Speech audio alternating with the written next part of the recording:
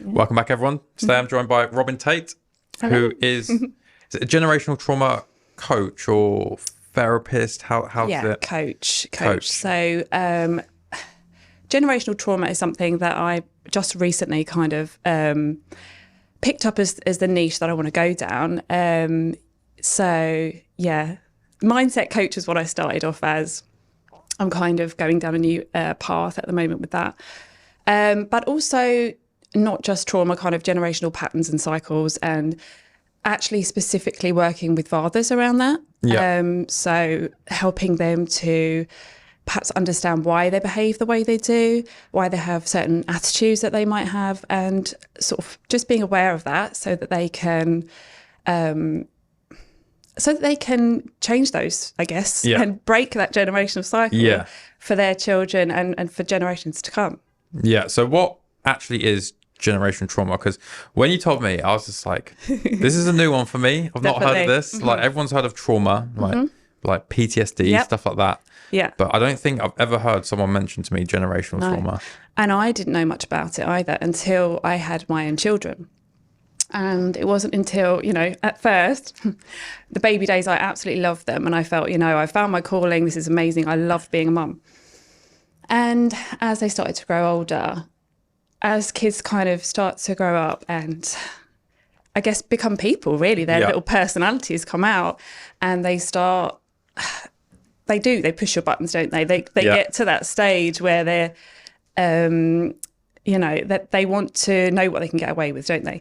And so it's difficult because you don't realise it, but a side of you does come out when you aren't brought up in a way that kind of that teaches you how to deal with these situations. You don't have the tools to be able to do it yourself. Yeah. So you're kind of making it up as you go along. Nobody teaches you how to be a parent, right? You do. You're kind of just left to get on with it, and everyone assumes that you do the best you can, don't you? It's all you can do. As kids start to grow up, and they also take you back to your own childhood. So you can start to notice where your parents dealt with you in a certain way. You might kind of see yourself or see your parents in yourself and recognize that you are kind of repeating those similar patterns and behaviors that you experienced as a child. So obviously there are varying degrees of this. And when we actually talk about generational trauma, it's more centered around trauma that kind of a whole generation faces. So I recently wrote an article about generational trauma relating to, a couple of generations ago, 2 or 3 generations ago, where this country was at war.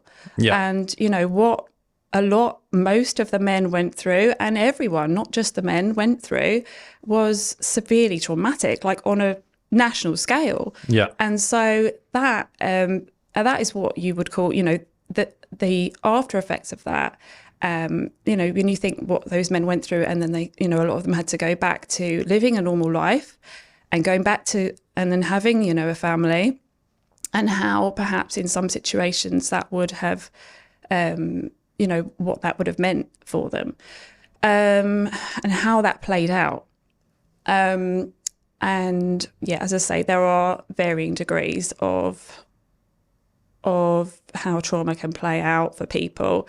And some children obviously experience severe abuse, physical, sexual abuse. Some people experience emotional abuse, verbal abuse. And obviously some abuse can be, very low key to the point that you kind of don't even realise that you're on the receiving end of it. And especially for a child, they don't know any better, that this is their norm. So that's generational kind of trauma. That's how that might play out. And then generational cycles and patterns are kind of, they're very similar, interlinked. So they might not necessarily relate back to a traumatic event, but in my eyes, kind of all this kind of dysfunctional and toxic behaviour is as a result of your upbringing, and how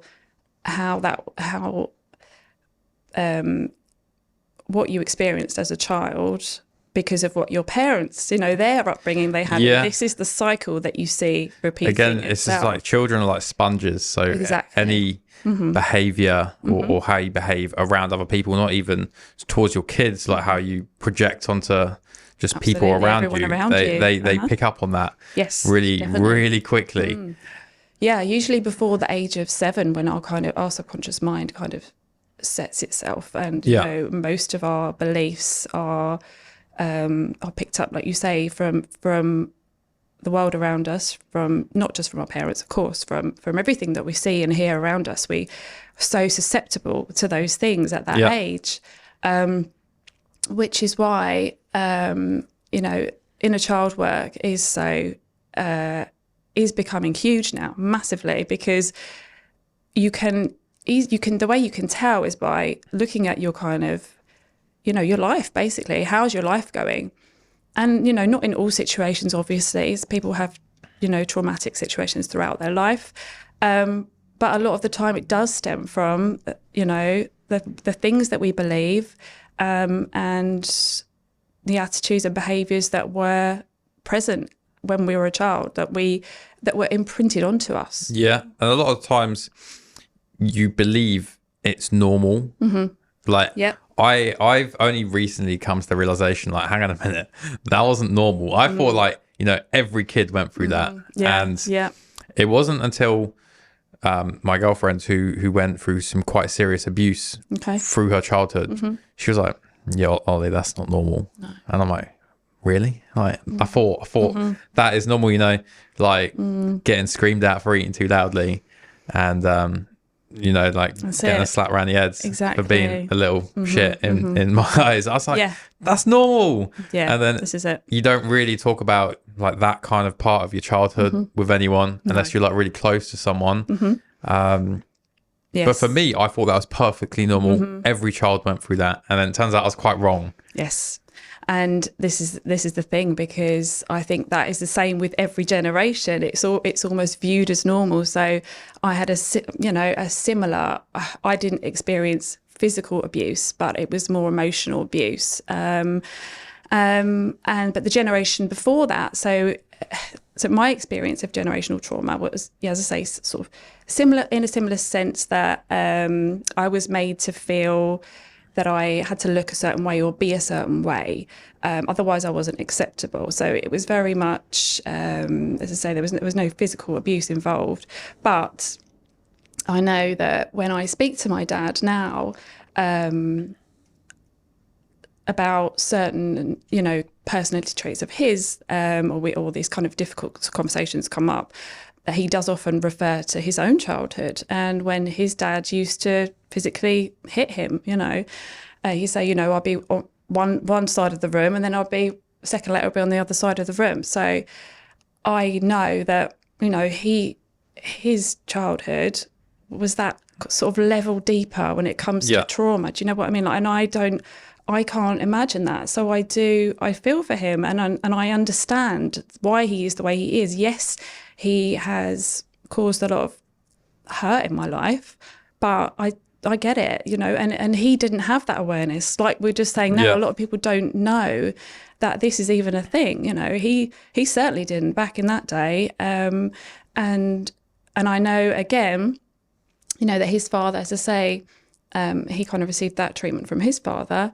And I don't know the circumstances of his childhood, but I do know that his dad was in, he was fighting in the war. He was at Gallipoli.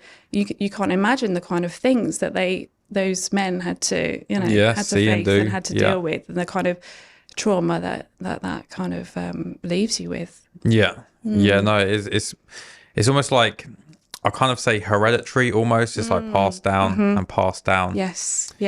So I guess the idea is that, with each generation that we are making improvements, because, and of course we're coming to this age now where we are, we have all this emotional intelligence and at our fingertips, with Instagram, it's as amazing as you want it to be, with, people like yourself and on YouTube as well. And just, spreading all this good news and informing people and raising awareness. So yeah.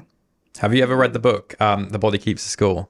I haven't. It's by, right, I had to write his name down because I knew I was going to get it wrong.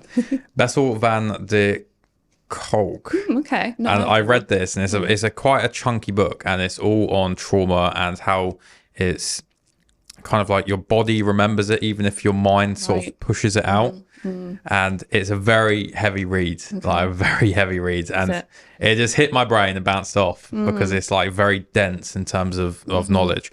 But 100%, like you should give that a read. Yeah, you have to send me the details. And yeah, no, it's a very good book, but it takes a lot of digesting to get into that. Yeah, I've read a few heavy books. It depends, doesn't it, what you will, take on as well. Because I think some kind of books I've read that were more spiritual based, I love them, but I know that especially with men, I find they prefer kind of the fact based. They love the hard facts, you know, and being able to really figure things out in their head and rather than perhaps, kind of spiritual side of the healing. World. I kind of float in between the two. There's a lot of crossover, of course. Yeah. So do you see that more in men, that they suffer with sort of generational trauma opposed to women, or do you find that men just keep it under wraps more? Well, yes, this is the problem, I'm afraid, as we all know, about suffering in silence, and that there's just not, I don't think, men don't have that kind of openness that women do in being able to express themselves freely without, fear of ridicule or rejection or whatever it may be. And so, I've done so much work on my self-development over the years. And I just think, if I hadn't felt able to express myself in the way that I have done, no, I definitely wouldn't be where I am now. So I feel for you guys. I feel like it's, this is why we're here, I guess. Yeah, we don't tend to think too much in certain aspects. We get up, go to work, provide things like that. It's just very caveman-esque thing. And I guess you do. You kind of just get on with it, don't you? A lot of the time, and you feel like I think you've put pressure on yourselves to feel like you should get on with it. Like there shouldn't be a problem. And this is where the suppression happens, I feel. And then it only can take, one or two events in your life, to really kind of throw you off, and then you're left where what do you do with that? Because you're not used to ever, reaching out, asking for help, or dealing with those kind of problems. So that's when you often find, for men, that they can have kind of a bit of a mental health crisis when these kind of situations in their life build up. I've noticed it definitely, where I would say the biggest thing I've inherited from my dad is anger, and you don't notice it until you blow up, and then you've done something stupid, and the dust settles and you're like, damn it. Okay, Ollie, do you have children? No, not yet. Yeah, it's funny you say that about anger, because that is the thing that I label my dad with, is being angry. He has these kind of red mist situations where, and it could be the tiniest thing, because things have built up, again, like I said, on a smaller scale, but things have built up in his mind, and he doesn't know how to kind of keep his boundaries and to communicate his wants and his needs. So a lot of the time he won't say anything, and then the littlest thing will happen and he'll just blow up, he'll explode. And I kind of always put it down to anger, but I think actually his problem is that he's not communicating. That's what it is, and not making himself feel seen and feel heard. And so the anger is more suppressed, and then it kind of just like you say, can come out of nowhere.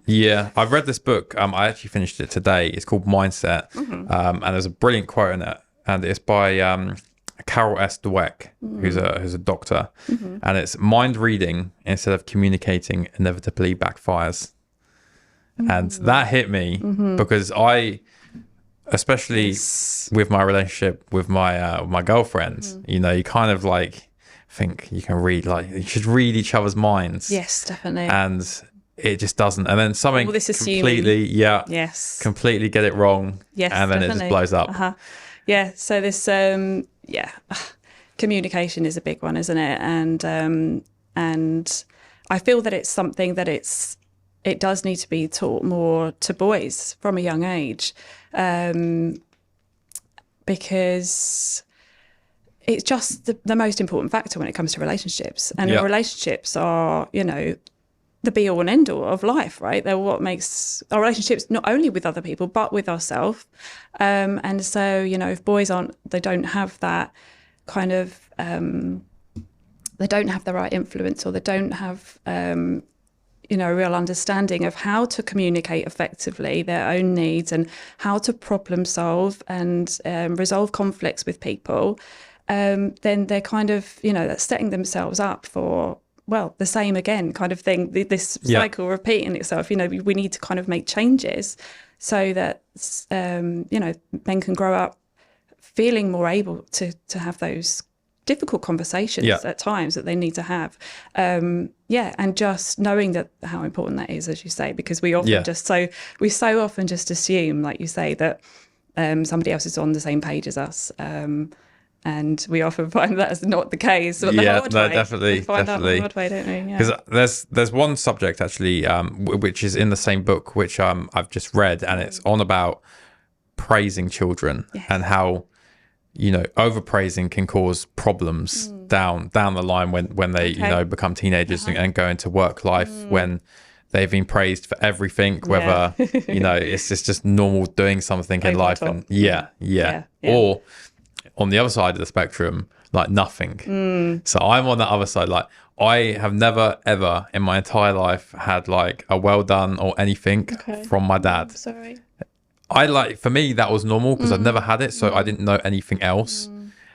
And it kind of like pushed me it got me in the mindset that I was always seeking my dad's approval. Yeah. Though it would never come, but you would never stop chasing that. So I don't know if that's different. You find in women, if they've had no praise, do they kind of go down that same route of chasing approval? Yeah, it's difficult. I mean, in my experience, as I say, my dad was very much worried about how I looked more than kind of me as a person. Yeah. Well, that's the way that it came across anyway. Again, because I think he's probably, his communication skills weren't great either. So, and so for me, it played out in, as I was growing up as a young girl, I craved attention, and I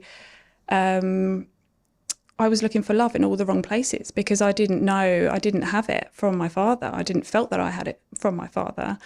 And so, but yeah, you're on that wavelength then, aren't you? If you're attracting in the same energy that you're putting out. So, and then you find yourself in relationships that are dysfunctional, similar to the one that I had with my father. So you find you hear that thing where it's like, if you have like a dysfunctional woman, she kind of goes for her father almost, and there's you hear this, don't you? So often. So I guess so. Yeah, I married young. My husband was 10 years older than me. So, and I often, were attracted to older men, I guess, as you say, that kind of playing out there. But yes, the relationship was, dysfunctional. But again, that was just what I thought was normal. I was asleep to the whole thing. I had no idea that it was dysfunctional. I just thought this was how people lived their lives. And yes, we had arguments, and it was that kind of that one-upmanship all the time. That kind of dynamic in a relationship where you're kind of competing, or and it might seem silly. It's not nothing. There's no kind of real traumatic experiences going on there, but it's the mind games, isn't it, more than anything, that you can get sucked into so easily. There's a version of us all that lives behind closed doors, isn't there, that people don't present to the world. Most people, in most cases. because, you know, at home is where you relax and where your true self really emerges, especially when, you know, when you're with a partner. So yes, there were many kind of difficult times throughout that relationship, and my partner at the time was actually he was in the forces, so he spent a lot of time abroad, and he also experienced some traumatic things. He was on the front line, and some of the guys in his platoon lost their lives, and it was, you know, really tough times. And we never spoke about that. You know, it was something that didn't come up in conversation afterwards, not in, you know, great detail, because he, you know, he felt that he was protecting me from it. And I imagine he was protecting himself from it in a sense as well, and keeping it low level, you know, and not bringing it all out again. And I look back on that couple now, and I've empathise with them, because they just didn't know any other way. And unfortunately, yeah, the relationship did end, and I put it down to lack of communication, really. I guess. I mean, yeah, it is what it is. Yeah, I'd say that's the breakdown of pretty much any relationship is the lack of communication. Yeah. And whether that be, you know, with your kids, and they're going to grow up and they're going to then inherit that lack of communication that they then take into relationships, like what I did, and it just doesn't end well. No. And then you like, where did it all go wrong? And it's not until you start looking at yourself that then you start realizing, right, I could have done this, I could have done this, but then, right, where's this stem from? And this is where my dad, for example, has got very, very stuck, because he is still very much in the sort of blame mindset. So he can't ever sort of take responsibility for his part, which is, it's difficult, because I know what freedom that gives you when you do transform into that mindset, and you do take responsibility for everything. That gives you the power to be able to change. Once you're aware of the problem you have, then you can change it. If you're just blaming everyone else and outside influences all the time, then what can you do about that? You can't control those things. You can control yourself and how you change and how you deal with situations. So, you know, I'm here. I want to help men, but, you know, the hard part is actually, and it's easy for me to sit here and say that, but the hard part is knowing what a situation my dad is in, and actually, you know, when it's close to home like that, and there's so much emotion involved, that's, you know, that's the big. You know, if you can kind of help people who are around you in that sense, then it really sort of emotions, they just get in the way when it like comes into like, you've got it all planned out, right, this is how it's going to go, right, when this talk, and then emotions come along and it just scrambles everything. So like you say, I guess yes, my childhood played out in that I was looking for attention and craving attention because I didn't feel that I had it from my father.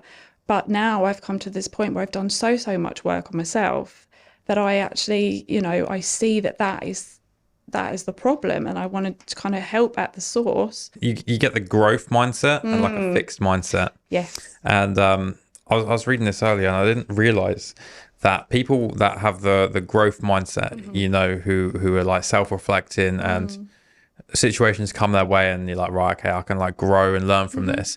They don't actually tend to pass that on to their children. Like it's not like someone's in the growth mindset and the children like automatically get that growth mindset. Okay, I see what you mean. They found that a lot of the kids had like a fixed mindset still, and it was just the parents were solely like in the growth mindset, and they were not really realizing it. And then later down the line, they start passing it on. Okay, but it's I found that quite interesting to have like one parent like this, and then the kids in like a kind of fixed mindset of blame and everything like that. I guess it depends, doesn't it, what kind of what stage you kind of discover the growth mindset, because in my mind, as we talked about earlier, you know, when children are young and they kind of learn most of what they know, we only really have that short space of time to kind of mold our children in the way that we would like them to in the way that we would like to, sorry. So, you know, if it perhaps comes to a certain point, and the parent has found this growth mindset, as you say, it won't necessarily pass down to their children. I think that the way that, you know, you can improve these situations is just to model the behavior and let them, instead of always telling the kids, directing them and telling them what they should be doing, it's by modeling it. And they see you doing, you know, what you want them to do. They're going to eventually see, oh, this is the way to do things. That's what I'm going to do. Yeah, 100%. So the kids like follow actions a lot easier than understanding what you're saying verbally. Do as I say, not what I do. It's just, That's it. And I think to wrap up, you mentioned about building a brighter future. What does that look like for you? Yeah, call me kind of naive or, you know, dreamy, but I guess I just feel that's why I feel this generational cycle trauma pattern work is so important, because it is going to be felt for generations to come. You know, each generation that does that bit of healing work is going to be kind of passed down through to their children and so on and so on. And in my eyes, that's what's going to build a brighter future, because, you know, one day we're going to need those people that are growing up with that really solid foundation to kind of, you know, to put this world to rights, to save the planet, because you know, we all know where that's kind of we're heading. And so instead of growing up feeling like we all need to fix ourselves, you know, we want to be raising generations of people that are ready to just go, you know. And I'm going for world peace here. Perfect. Beautiful stuff.